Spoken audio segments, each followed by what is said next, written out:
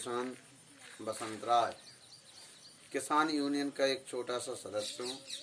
आज आप सबके बीच में कुछ किसानों की बात रखना चाहता हूँ। हमारे YouTube चैनल के जरिए हम अपनी जो हमारे संविधान ने हमें आज़ादी दी है उसमें हम अपनी बात रखना चाहते हैं, जिसमें आप सबसे विनती है आप भी हमारी बात जो हम रखेंगे उसमें कुछ शासन की गलत नीतियों द्वारा सरकारी संस्थाओं को किस प्रकार खत्म कर प्राइवेटीकरण किया गया पूर्व से, उसके सबूत देंगे। रखते हैं हम अपने किसान यूनियन के माध्यम से, भारतीय किसान यूनियन के छोटे से सदस्य हैं।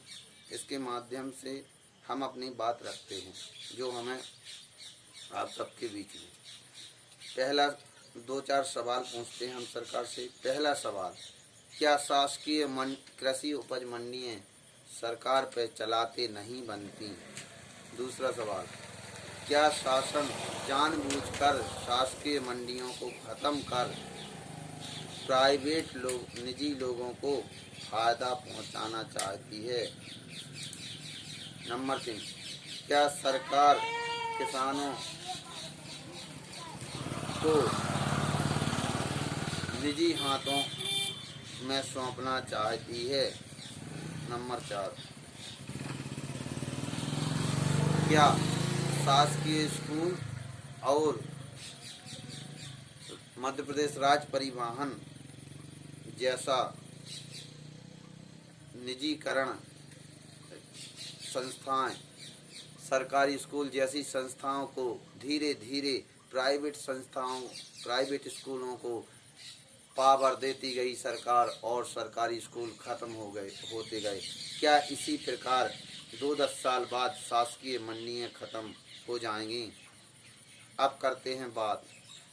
हम इसलिए कहते हैं कि क्या सरकार जानबूझकर कृषि उपज मंडी खत्म करना चाहती है शासकीय, क्योंकि मैंने अभी सोशल मीडिया पर देखा शासन मंडियों का निजीकरण करना चाहती है।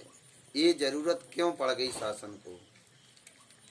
इसमें यदि निजीकरण होगा तो व्यापारियों की मनमानी होगी और किसानों का होगा शोषण। इसलिए कहते हैं हम अभी भी सरकारी मंडियों में किसान कभी कभी परेशान हो जाता है, जैसे डाक लगवाना, उसमें व्यापारियों की मिली भगत, पैसे लेना आदि प्रकार से। दूसरी बात, इसलिए हमारा पहला सवाल जायज़ है सरकार के ऊपर। दूसरा सवाल, क्या सरकार निजीकरण स्वयं करना चाहती है जिसमें मोटी रकम सरकार को निजी व्यापारियों द्वारा दी जाए, सरकार के नुमाइंदों को मोटी रकम मिलेगी? इसलिए सरकार ये जो आपका लेके आई है ये पूर्णतः गलत है। इसलिए हम कह रहे 15 साल पहले मध्य प्रदेश में बीजेपी की सरकार बनी, क्रम से प्राइवेट स्कूलों को कभी सब्सिडी दे दी, कभी बच्चों को पढ़ाने के लिए फीस माफ़ कर दी कुछ बच्चों को, इसी प्रकार से, और शासकीय स्कूलों तरफी उतना गंभीरता से ध्यान न दिया गया। आज पोजीशन ये आ गई कि मध्य प्रदेश में 13,000 सरकारी स्कूल बंद करने जा रही है मध्य प्रदेश सरकार।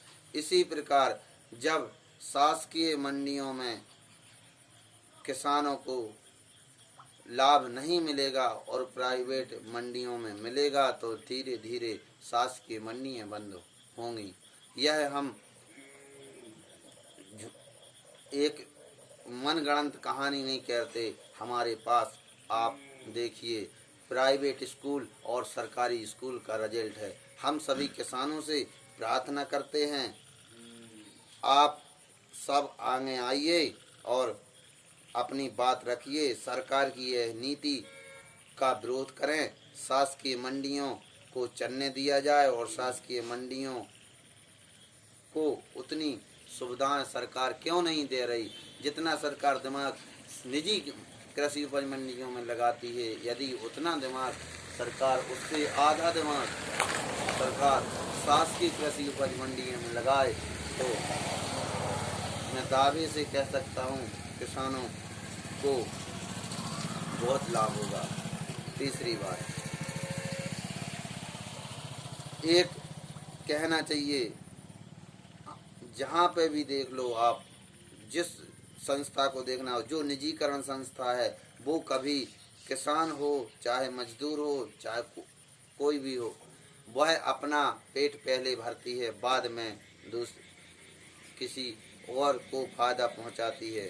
जैसे अभी सरकारी मंडी में कोई किसान का वाद विवाद हो जाता है तो कहना चाहिए व्यापारी कुछ ऊल जलूल हरकतें, उनकी मिली भगत से टाँक में 200-500 कम लगाना आदि सुनने को मिलता है। जब सरकार निजीकरण हो जाएगा तो व्यापारियों की मनमानी निश्चित है।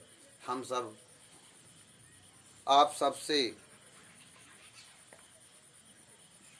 सब किसानों से हाथ जोड़कर प्रार्थना करते हैं, इसका विरोध जिस प्रकार बने करना चाहिए।